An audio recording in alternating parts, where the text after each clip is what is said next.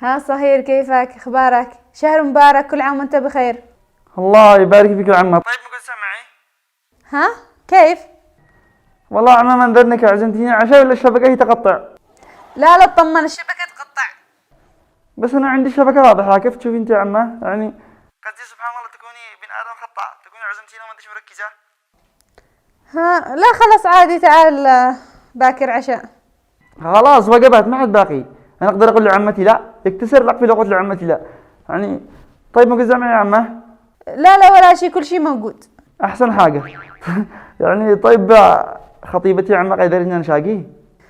بصراحة والله الموضوع حقه يعني سريع، ما بكلم عادني. ضروري تكون على استعداد تام. الله يحفظك يا عمه. مو قصدي يعني قصدي قاقتي ولا حاجه، ما عشان يسرفس لما تطلبي بعدين. قصدي يعني متى اجي بكره؟ عادي بأي وقت تعال. الوقت مفتوح. حلو يا عمه، حلو. خلاص مع السلامه مع السلامه مع السلامه. مع السلامة، الله معك. بسم الله الرحمن الرحيم. يلا الله قبل قبلك أبقالة وبقالة الو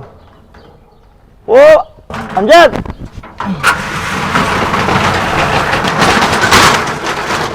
ما معنا الدقدقة من الصبح كمان رمضان. هنا دارنا رمضان، وبهذه المناسبة السعيدة أقول لك دي دبة ثلج كبيرة. يا الله رضاك من صباح الصبح، بتصوم ولا عادك جاهل ولا كيف؟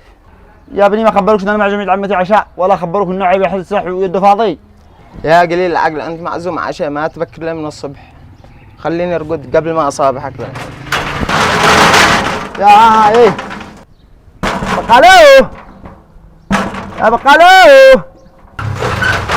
يا الله رضاك من صباح الصبح قبل ما اصابحك الان ماشي. يا اخي الله يرحمك دي دبة ثلج كبيرة، انا معزوم عمتي عشاء. يا اخي ما نبيعش مثل.